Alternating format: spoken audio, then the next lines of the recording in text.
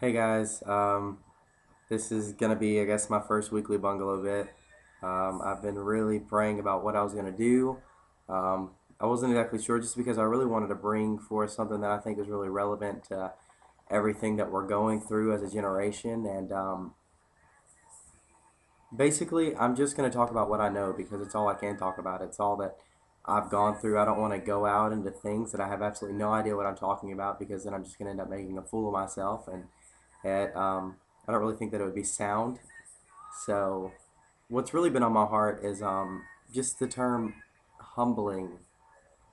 Uh, Everyone talks about, God humbled me, or it's been a very humbling experience. I know that I've been through some very humbling experiences recently.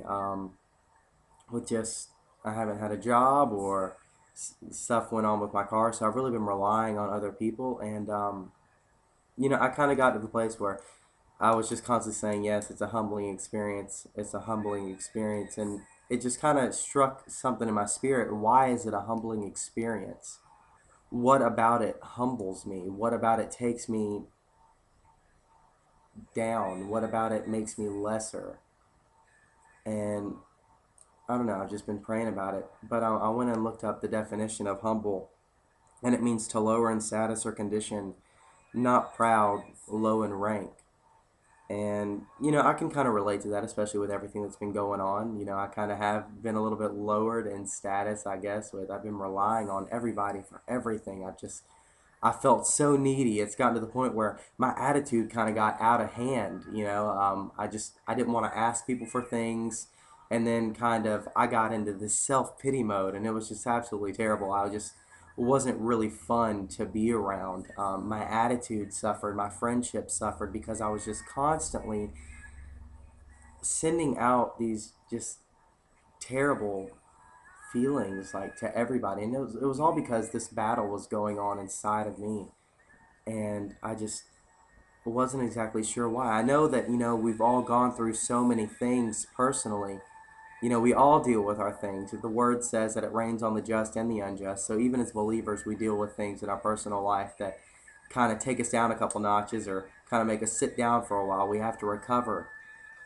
But, you know, I was just thinking about, why do I keep saying that it's a humbling experience for me? Because a lot of people say that God will humble you. But you see, I just really don't think that that's the case, because if God were to humble you, then that would mean that God humiliates you.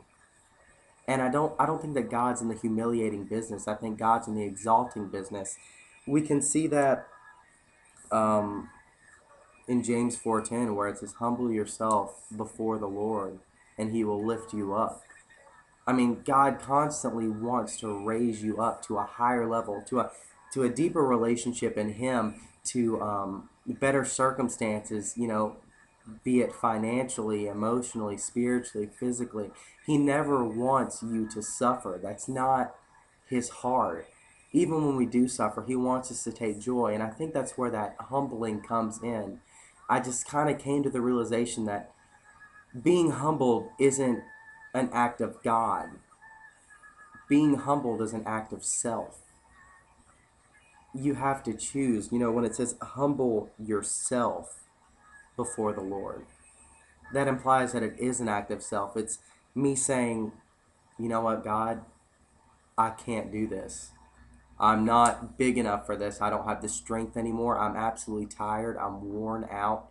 And we can all relate to that. We've all been in that place where we just feel like at any moment our chests are going to cave in from all the pressure.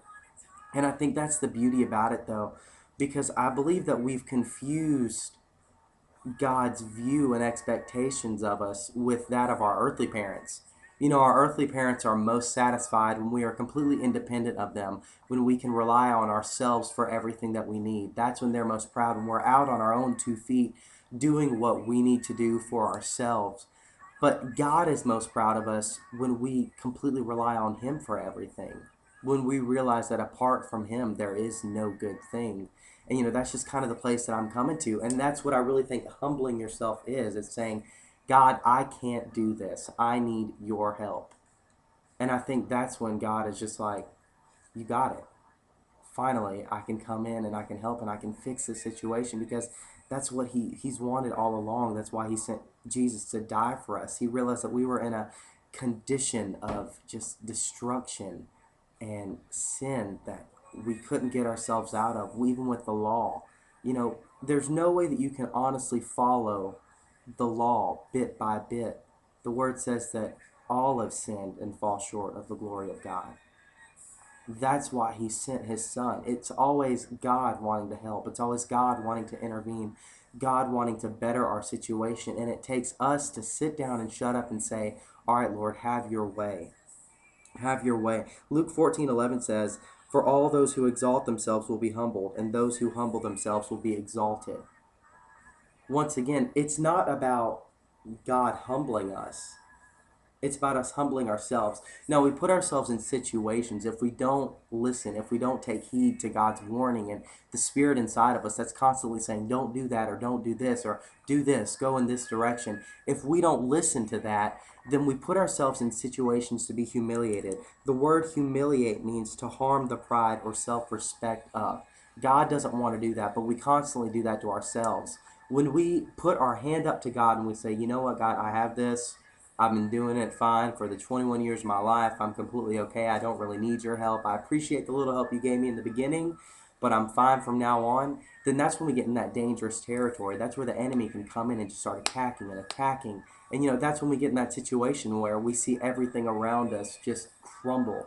And I've been there. I've been there at the bottom of that pit where I am just soaking in my misery and self-loathing and absolute anguish, and I'm just so mad at myself for not taking God's advice. So I think if you're asking yourself, how do I humble myself before God? It's a lot easier than it sounds. All it is just saying, Father, I can't do this. I need your help. I want you to have your way, not my will, Lord, but your will. Everything that you want to happen in my life, make it happen, because I can't do this on my own. It's Christ in me that is the hope of glory. It's the hope of all things good, the hope of prosperity, the hope of health, the hope of life and joy. All of these things come from humbling ourselves under God and just saying, I need you. So if you're able to come into that place, and sometimes it is a little hard because we get that pride and we get haughty and we think that we can do everything and we're just the master and ruler of our own world.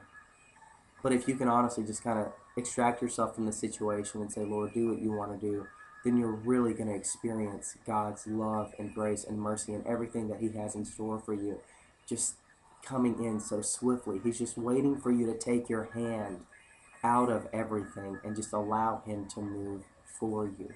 He wants to do all of this for you. So I think if we're able to do that, then we're really going to see the condition of our lives change drastically. So, I mean, that's just what's been on my heart. And, if there's anything else that you want to hear about or anything that I can pray with you about, you guys have me on Facebook. You just call me. My number's on there. Just let me know. All right, I love you guys.